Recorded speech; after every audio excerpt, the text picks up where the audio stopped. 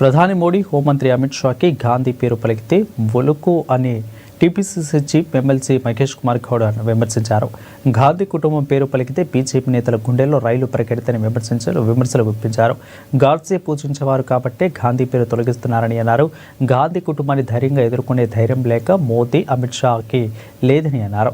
ఇక జాతీయ ఉపాధి హామీ పథకంలో గాంధీ పేరును తొలగింపు అప్రజాస్వామికమని అన్నారు. మహాత్మా గాంధీ పేరు ప్రజల హృదయాల్లో నుంచి చెరపలేరని అన్నారు. రాజ్యాంగాన్ని మార్చే కుట్రలకు బీజేపీ తెరలేపిందని ఆరోపించారు. జాతీయ ఉపాధి హామీ పథకానికి తూట్లు పొడుస్తూ గాంధీ పేరును తొలగించడం విచారకరమని అన్నారు. గాంధీ అనే పదం పలుకుతేనే ఉలుకు పుట్టుకుంటా ఉంది. ఇవాళ కేవలం సోనియా గాంధీ, రాహుల్ గాంధీ, ప్రియాంక గాంధీ పేర్లు యావత్ దేశం పలుకుతుంది కాబట్టి గాంధీ అనే పేరు తొలగిస్తే నాకు కొంత వెసులుబాటు దొరుకుతుంది అన్నటువంటి ఒక దుర్మార్గపు ఆలోచనతోని దేశ జాతిపిత మహాత్మా గాంధీ పేరుని తొలగించే సాహసం చేసినారంటే వీరు నిజమైన తప్ప ఇంకెవరూ కాదనే మాట ఈ సందర్భంగా చెప్పదలుచుకున్నాను.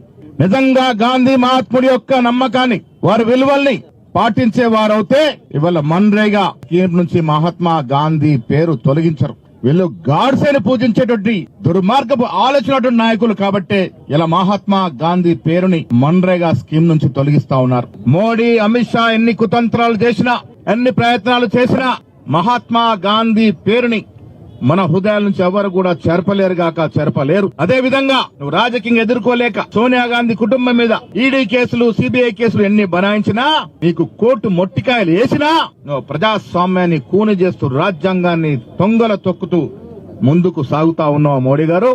ఇలా నెహ్రూ అనే వ్యక్తి దేశ విదేశాలకు విజనరీ లీడర్ గా గౌరవించిన నెహ్రూ గారి యొక్క లెగసీని మరిపించే విధంగా ప్రయత్నాలు జరుగుతా ఉన్నాయి. మహాత్మా గాంధీ, నెహ్రూని మరిపించే ప్రయత్నాలు జరుగుతా ఉన్నాయి. ఈ దేశ చరిత్రని తిరగరాసే ప్రయత్నాలు జరుగుతా ఉన్నాయి. రాజ్యాంగాన్ని సమూలంగా మార్చే ప్రయత్నాలు జరుగుతా ఉన్నాయి. మనువాద రాజ్యాంగం మార్చుకునే ప్రయత్నాలు జరుగుతా ఉన్నాయి. ఖబర్దార్ మోడీ గారు, ఈ దేశం ఒక లౌకికవాద దేశం. నీ పప్పులు ఉడకవని మాట సుందరంగా మనవి చేస్తా ఉన్నాను. ఇలా ఖర్గే గారి నేతృత్వంలో పార్లమెంట్ లో ఎంత గోల చేసి అర్జించినా మీరు చలించలేదంటే మీరు కడుపులో మహాత్మా గాంధీ మీద విషం ఎంత నింపుకున్నారో అర్థమవుతా ఉంది.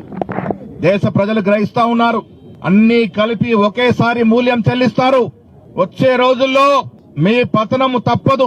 కేవలం హిందూ పేరిట, కులాల పేరిట, మతాల పేరిట రాజకీయాలు చేసే వారికి గుణపాఠం తప్పదనే మాట ఇలా సికింద్రాబాద్ వేదిక నేను చెప్పదలుచుకున్నాను.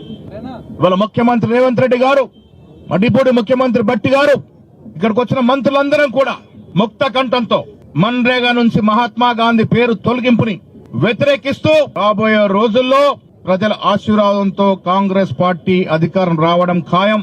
రాహుల్ గాంధీ గారి నేతృత్వంలో మళ్లీ మహాత్మా గాంధీని వెనక్కి తెచ్చుకుంటాం, వారి పేరు మళ్లీ పెట్టుకుంటామనే మాట కూడా సందర్భంగా మనవి చేస్తా ఉన్నాను.